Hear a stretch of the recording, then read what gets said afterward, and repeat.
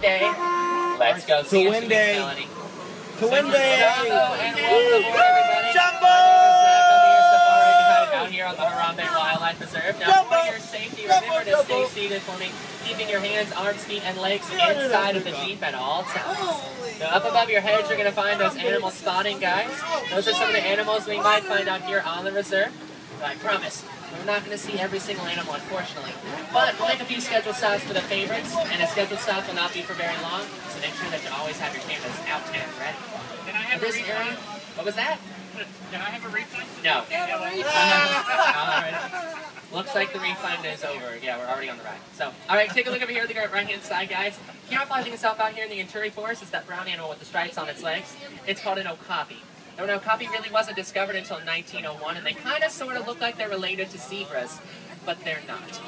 Yeah, they're kind of related to the giraffes. We kind of determined that recently based on their skull structures. Now, up here on the left as well, you're going to find a pretty mysterious bird sitting up there on the hilltop. Those white birds, the yellow bills, are called yellow-billed storks. The yellow-billed storks do eat anything they find on the ground, snakes, frogs, even other birds. Now, they do travel in pairs, which essentially travel in groups of about 20. But we're going to round this corner and head closer to this watering hole, because watering holes do act as natural gathering places for animals in the forest. It's also a really good place to attempt to find some of the rarer species, like the black rhino. The black rhinos do weigh about 3,000 pounds. They can charge 35 miles an hour and have really thick skin, which makes them virtually indestructible, except for at the hands of humans. Sadly, they are heavily poached in Africa. There's only about 5,000 left in the world, but don't worry. Quite a few live out here in reserves and helping to raise them out. But it looks like we spotted a black rhino right over here to the left-hand side. It's sitting on top of the hilltop all by itself. Because black rhinos are solitary. They do wander around alone. They don't wander around in very large groups. But up there on the left, you'll see it. Now, that black rhino has coated its body in mud. That's why it's not very black right now. But that mud does act as a natural sunblock for them, since they can easily sunburn without that mud. It helps protect them. It's because it's camouflage. See it right up there on the left, all the way on top of the hilltop. You'll barely see it. Now, it's very rare to find animals walking around by itself. Yeah, it's not too safe to wander around in this area, just because something might catch you.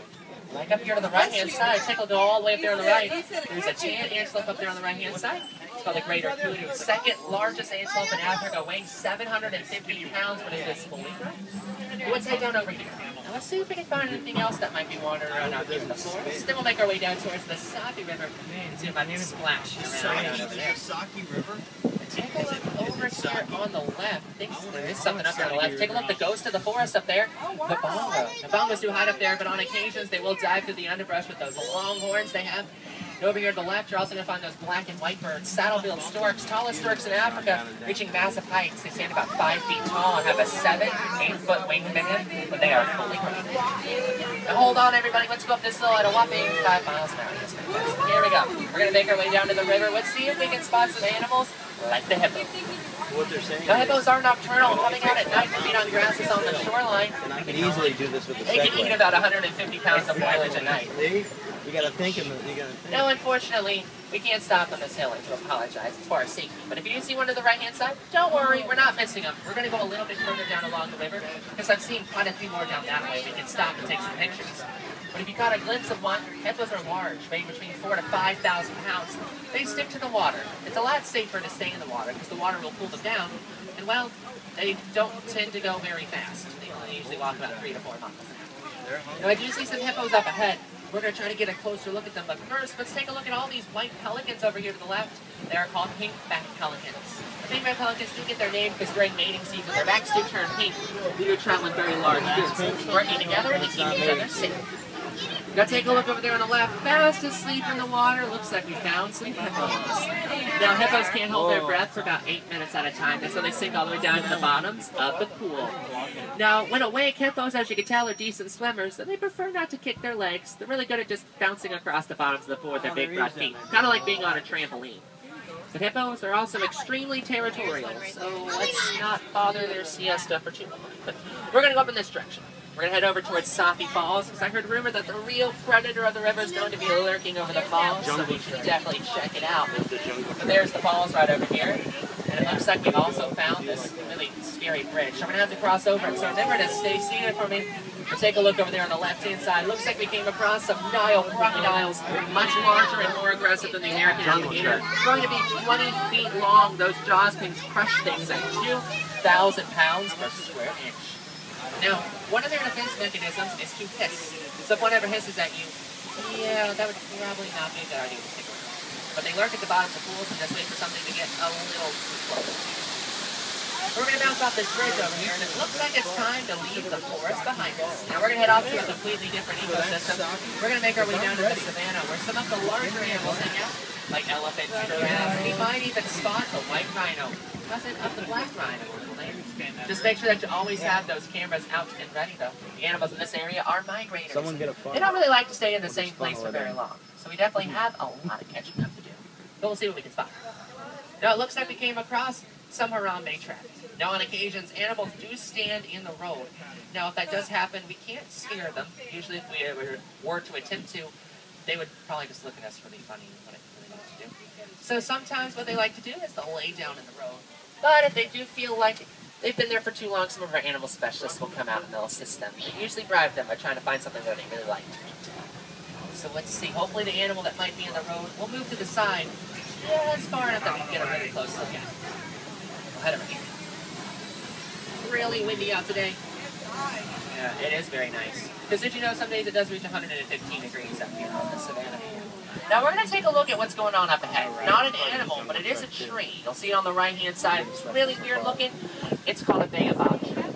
Now baobab trees do store large amounts of water in their trunk, and they can remain leafless about 9 months out of the year to survive long periods of drought. Now, the majority of the time, they're called upside-down tree because those tree limbs kind of sort of look like tree roots. Now, some of them are known to be at least 1,000 years old, so hopefully we'll get to spot a much larger one up ahead. But it looks like we hit this traffic. Now, I don't really see much going on over there, so hopefully that animal is right around the corner. We can get a close look at the tree. Yeah. Let's see. We're going to round the corner. We're going to go ahead and enter the savannah, the most beautiful part of the reserve. Now, fair warning when we go through here. It is very, very rocky through this area. It does get very bumpy, so make sure you remain seated for me. You don't need anybody to go tumbling out of the vehicle. It might be funny for your family, the people who will most likely see it on YouTube, but it's probably not going to be funny for you or for me. So remember to stay seated. No, but animal, once again, if it does get very close to the road, for its safety, we're not going to stop next to it. We'll try to drive by as slow as we possibly can, but if anything is really close, we can't stop. But take a look around you. You're going to see this area stretches out for miles and miles, acting as a super highway for the many of the animals living out in this area. No, it's very beautiful. You know what? This is the wild Africa that we are desperately I trying can to see reach. for miles. We're trying to get off this hill. Miles, and it looks like the tallest animals on Earth are on the other side of this part of the savannah. We're definitely going to have to catch up with them so we can get some closer looks. But you can see all of these beautiful grasses over here. Now, animals do use the grasses to eat. They are grazers traveling in large groups. Now, it looks like these giraffes are wandering around over here. Now, giraffes do reach massive heights, reaching 20 feet in height, some of them. They have really long necks, much longer than ours. But inside of those necks, they do have 7 vertebrae, the same amount of vertebrae we have. Though one vertebrae is roughly about the same length as all 7 in ours. Well, you can see those giraffes over there, including the one in the center, the white one, that is called a reticulated giraffe. Now, reticulated does come from the Latin word reticulata, which means neck, based on the pattern you will see on their neck. And those are the ones that do reach 20 feet in height. Now, those giraffes do spend a majority of their day eating. That's what they really like to do. That's the rock Now, animal. because they stand up all day, they'll even fall asleep standing up. That's pretty cool. Now, let's try to get a little closer to them. They seem to have congregated over there in the corner. Get some good pictures that way. Now, over here to the right as well, take a look at this big brown mound of earth. That's a termite mound. It's as hard as concrete. Now, many animals like to use termite mounds as scratching posts, and once they wear them out, like some of these smaller mounds like this one over here to the right, tinier animals will be able to stand on top and look out for predators in the high grasses. Animals like that tan antelope over here to the right-hand side, you're going to see it laying out by one of those termite mounds, called a Patterson's eland, the largest antelope in Africa, weighing 2,000 pounds. They can stand 6 feet at the shoulder when they're fully grown. But to its left, its little neighbor is a water buck. Now, water bucks do secrete a fluid that allows them to remain waterproof, so they can dive into rivers and lakes to escape their predators. Now, up ahead on the left-hand side, looks like we found a favorite animal out here on the reserve, our emblem. On the left-hand side, you're going to see some sable antelopes. Those lighter brown antelopes. Those sable antelopes' horns do grow to be about 60 inches in their lifetime, but those little itty-bitty ones are very young babies. They don't have horns just yet, but eventually those horns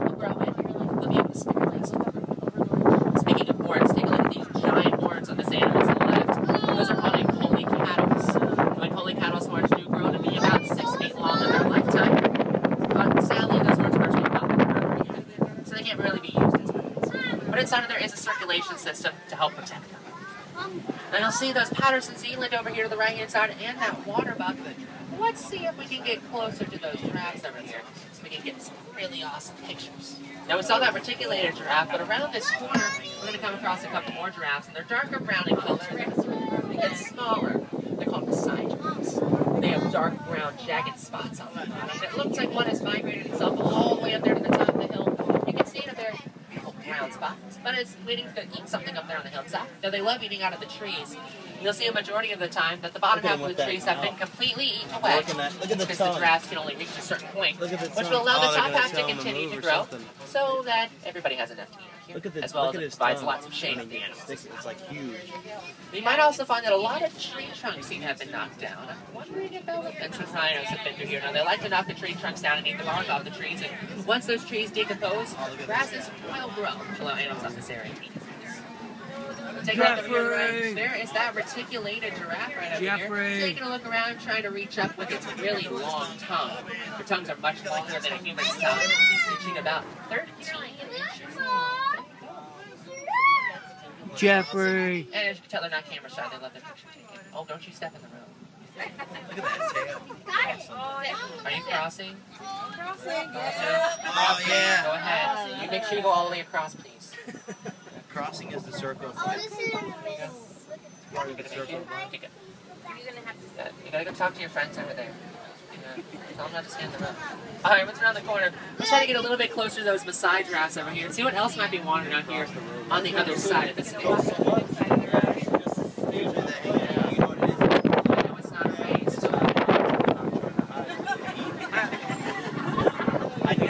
I knew we were going to catch him on You're this gonna cross side. the other side. Oh, walking around.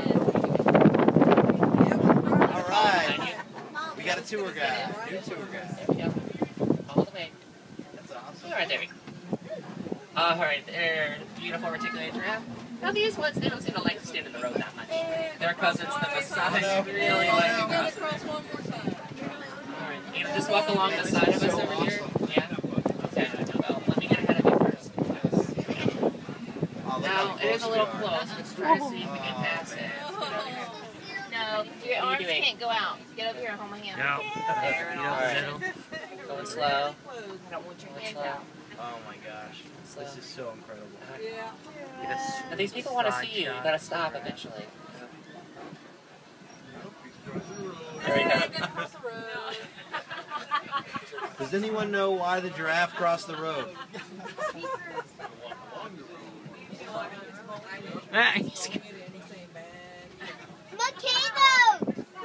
Well, you've heard of turtle mode. This is giraffe mode. We're going at giraffe speed. They're volcanoes. Yeah.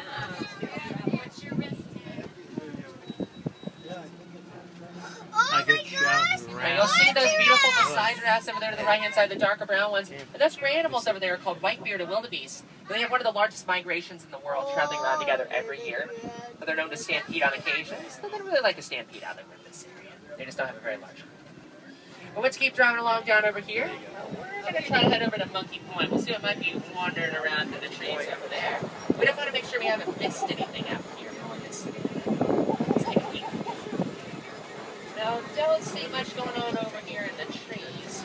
Check over here to the right. So you see a couple more of those big mayapons up there on the right-hand side. See just how large they really get.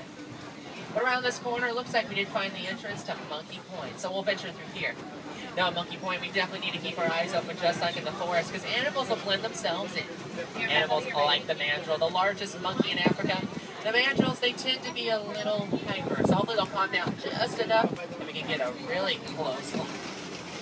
Let's take a look over here on the left. It's usually where we spot the mandrills. Let's see, any mandrills over here? The little gray monkeys, they tend to be a little wild and hyper. Oh, take a look way up there on the left. You see it?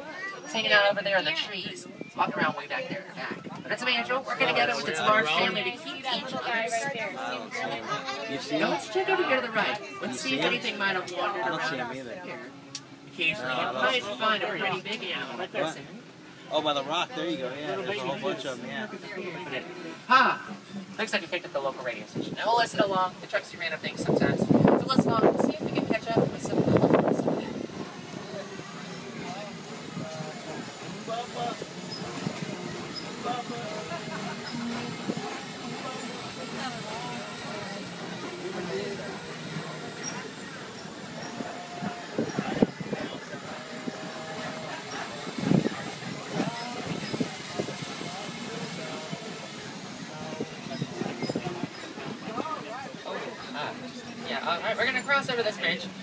one looks a little scary. But don't worry, we'll be okay. Rusty wire holds up everything. Here we go. Yeah.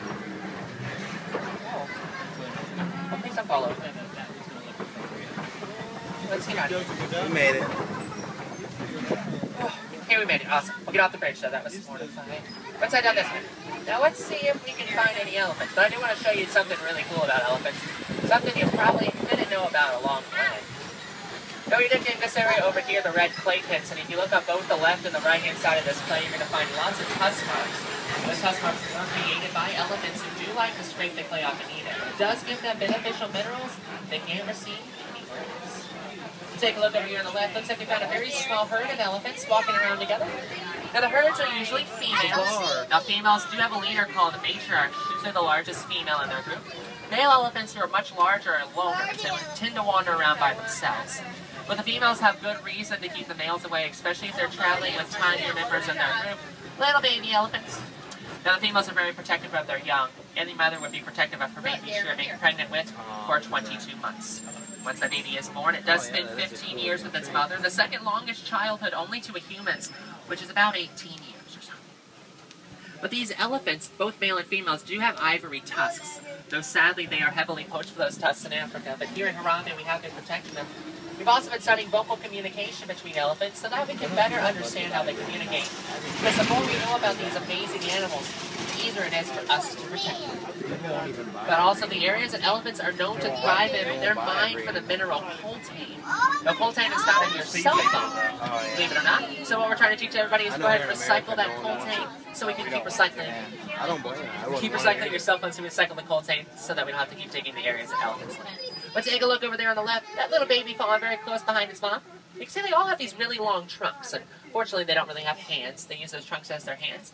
Picking up food and drinking water, they tend to be extremely curious. They like to see what's underneath of things, especially rocks and tree chunks, if they think it's edible or if it might assist them in any way. And if you see their ears flapping back and forth, I promise I'm not trying to lift them off the ground like Dumbo. They're pulling their bodies down that way. There are blood vessels back behind their ears, and when they flap them, it pushes the blood much faster, pulling the body up to about 15 degrees. Aaron, over here. Where's Timothy Mouse? You see it right over there on the left, wandering around together. That little baby right there. Aw, look at the little See how close to its mom and the rest of the female herd. See just how close it stays to its mother. Doesn't like to wander off very far. Let's take a look over here to the left-hand side. Now, it looks like we came across the birds that love the water as well. Take a look, those are greater flamingos, the palest of all flamingo species. And they do get their light pink color from eating brine. It looks like a bunch of lotto The brine shrimp is full of keratin, which changes their vegetation. So when they're born a gray color, they turn white as their age. And they have to continue to eat that brine shrimp, but they'll never turn pink at all. They'll just stay white forever. And the bigger they are, the more dominant they usually are in their flock. We're going to round this corner over here. We're going to take a look through this area of the East Savannah. We'll see if we can spot the mysterious white rhino. Now sadly, over the years, white rhino numbers have dwindled. Poachers seem to find new means of catching them. They seem to be heavily funded as well. They're poached for their horns, which are not made of ivory like an elephant's. It's made of the same material our fingernails are made of. But out here in Harambe, we've been protecting the white rhinos the best we can. But they tend to be very hard to find. Now, they do travel around in groups called crashes, unlike their cousin the black rhino. So we should definitely keep a lookout for them as they drive around. But speaking of mysterious, up ahead there is something that's pretty good at hiding. And it looks like it's out in the open, ready for you guys to take a quick look at it. Take a look on the left. Looks like we came across some cheetahs sitting up there on the hill. Fastest land mammals on Earth, reaching speeds of 60 miles an hour. But they can really only keep their speed for a couple of seconds. But they do spend a majority of their time camouflaging themselves, waiting for something to get a little too close to them. The cheetahs are very small, only weighing 150 pounds apiece. They can fit into places other predators can't. They also hunt during the day, not at night, which is kind of weird, but it's really good for those cheetahs because a lot of animals come out during that time, so they don't have to go too far looking for food. But let's round this corner. Let's keep a lookout for those white rhinos. We're going to keep driving up ahead and see if we can find any more predators wandering around this way. Now over here is a kopje, a very large rock formation, and many animals like to use kopjes as lookout posts, but on occasions you might find a predator living here as well. Predator like a lion. The lions, they are nocturnal. They do come out at night to hunt for 4 hours, and the other 20 hours of their day, they're pretty inactive. They do spend a majority of their time sleeping. You might barely be able to see the top of his little name right over here to the left, Oh, okay. next to the tree. Now what we're going to do is we're going to try to go around the big circle and try to get a little bit closer to him on the other side. He's going to be on this side. Let's I thought that was some kind of alert see what he's seeing. that Those white rhinos over there. a wild animal going to attack our vehicle. Right, go around the Right. Got a little try to get nervous. closer. Don't worry. I'm getting video. Now, Austin video. occasionally you might spot some white rhinos taking some camouflage up here in the foliage. So let's see if they might have climbed up over here to the right-hand side. Well, you know what to do if an animal attacks a vehicle. Run out in front of it and say, Yeah, stay looks like tuned they are. for Take a look over non here to the right. dynamic There are views. some white rhinos up there. Now, the word white doesn't come from their color because that rhino is not white at all. It's usually a darker gray color. The word white in Afrikaans, it's white. It's broad now. Now, those rhinos, they don't see very well. So they rely on their sense of hearing to make up for the fact that they can't see. Also over here to the right, you're going to find these orange and white antelopes called scimitar horn oryx. They get their name from their horns, which look like scimitar swords. And the brown and white animal way back there is called a bontebok. Nearing extinction, there's 250 bonteboks left in the wild. And they're actually closely related to the wildebeest. Believe it or not. There's another antelope over there, but we're going to round the rock and try to get a closer look at it. Let's see here to find the lion over here. And I think I do see him up ahead. But he looks like he's doing what he does best. He's sleeping. Yep. The lions do travel in a group called a pride. A pride usually consists of one male and all females. Females are usually the hunters. Males tend to be more the leaders. But you can see his head right over here, and there looks like there's the female over here as well. You see her laying up against the rocks over there to the left-hand side. Looks like she's taking a nap. She went out to hunt last night. So you're asleep? They love sleeping, as you can tell. They're planning a cat nap number 4 for the day. But we're going to round this corner. There is lots more to see out over in this section of the reserve, including what's going on up ahead. Now, it looks like we found some burrows. Some animals love burrows. It's much cooler to lay in the dirt than up against the rocks. Now, it looks like they're not laying in their burrows, but take a look on the left, up against that tree. Whoa. There's some warhawks. The warhawks can back themselves up against them these flaying his burrows, and if they wings feel and- threatened, they'll go charging at 30 miles an hour out of the burrow. Yeah, you don't want to be on the receiving end of their attacks. They will catch you. But look at that ostrich. He's like got his wings spread up. But take a look over here to the left. You're going to find all these birds. They're ostriches, largest non-flight birds in the world. Now, they do have wings, but they can't fly. They do stand about 7 feet tall. They would run 40 miles an hour. And these white antelopes over here to the right with the curvy horns, they're called adaks. Hey, Darren. Now, adaks can spend the majority of their life without water. Not their entire life, but a good life. But over here on the left, you're also going to find those white ostrich eggs, the largest bird eggs in the world. Each one of those eggs does weigh 3 pounds, the equivalent to 12 chicken eggs. What's that over here? Now, I gotta tell you, lots of changes are coming to the Harambe Wildlife Reserve. Changes which include new species being brought out this way, little baby animals being born, but the biggest change of all are expansions happening out here on the reserve. And one of the expansions has just been completed. So we're definitely gonna take a poke around this area and see if we can find anything that might have wandered through here. But again, a fair warning, it does get very bumpy through here. But remember to hold on. Let's take a look through the Magadi Gorge. The Magadi Gorge. Now, not too long ago, we discovered that this area is full of fertile land. Great way to go ahead and reintroduce the animals to a left area. Look at the Animals zebras. like these zebras over here to the left-hand side. Oh, wicked. Now, believe it or not, a lot of people think zebras are white with black stripes, but they're actually black with white stripes. Pretty weird, right? But they are pretty powerful animals, being very small. Now, they have really powerful hind legs, and they can break the jaw of a lion if it gets a little bit too close to them. Now, because they're so new to the reserve, we couldn't stop next to them, but they are beautiful animals. A great way to reintroduce animals out here is by expanding the reserve and introducing new sections. And we really hope this ecosystem we built for them is perfect for them, allowing them to thrive. What's around the corner over here? Now, we'll see what this truck can do. All right. Now, can you believe it? 2 weeks is almost over out here in Harambe. Time does fly by fast out here on the reserve. But we learned so much and saw a lot as well. But always remember, it is not just reserve's job to help protect the wildlife in Africa and across the world. It can be your job too.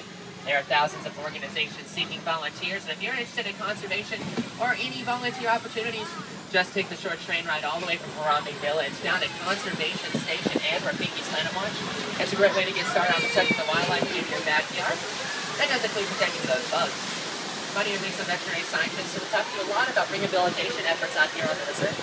Mario meets some amazing animals, like the smallest monkey in Africa. It all waits for you over there at Rafiki's Planet Watch, and you definitely don't want to miss it. But it looks like our time together is coming to an end. So go ahead and check the floor for me. Make sure you take all your personal items with you. And always remember, no two safaris are ever the same. The animals, definitely make sure of that. So hopefully we'll come and see you here at Kilmanjaro Safari. Sit down, B. Now we're going to round this corner. We're going to head up to the closest ordnance post that is available. Now, when you guys leave, just make sure you follow all the signs back up to the village. Make sure you pick up your stroller if you brought your stroller with you. Now, there's lots more main things out here in Africa, like the Pagani Forest Trail. It's a 15 to 20 minute self-guided tour. It's a really awesome experience. You'll find some amazing animals like the silverback gorilla. You might even spot a little puppy as well.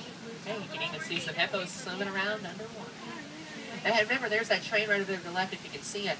That's taking them over to Rafiki's Planet Watch. Definitely don't want to miss that. Really awesome experience. You might even meet Rafiki over there. Really cool to see. You can find the world's largest tarantula as well, climbing around up in that area. Now, if you haven't already been over to Asia, you should definitely check it out. You'll find spot the Maharaja Jungle Trek, the other 15 to 20 minute self-guided tour. You'll find the Komodo dragon, the world's largest lizard, the endangered Asian tiger. And you might even spot a rafting excursion down one of Asia's wettest rivers. You'll probably get a little wet. There's also Expedition Everest, a high-speed train ride to the top of Mount Everest, where you might have a run-in with the Yeti. I don't know how true the Yeti part is, but you should definitely check it out. It's a really awesome experience. The train goes forwards, backwards, and in the dark. It's really fast as well, hitting 50 miles an hour. Really scary. You should definitely check it out. We're looking for it. If you head back to the States anytime soon, there's also Dino Land USA, where you find Chester and Hester. Lots of games to play. You might even find a roller coaster that make you really dizzy. Primeval World will take you back in time with some dinosaurs. You might even find the Dino Institute, a really awesome museum. It's free and it's air conditioned. Definitely check it out. Now over there as well is Finding Nemo the Musical, a 45-minute presentation where Nemo and all his friends will bring the story of the Lion King to life. The next presentation will be at noon today. It is 11:41, so that's got about 20 minutes. Is there special?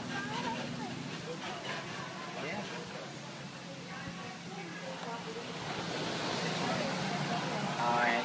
Looks like the warden is almost ready for us. Remember to remain seated until we come to a fully complete stop. But that does mean it's time to say goodbye. But here in Harambe, we don't really like to say goodbye. That's far too permanent. What we really like to say is Waharini, which means to go away. Safarini, everybody, and remember to have a fantastic day here in Harambe.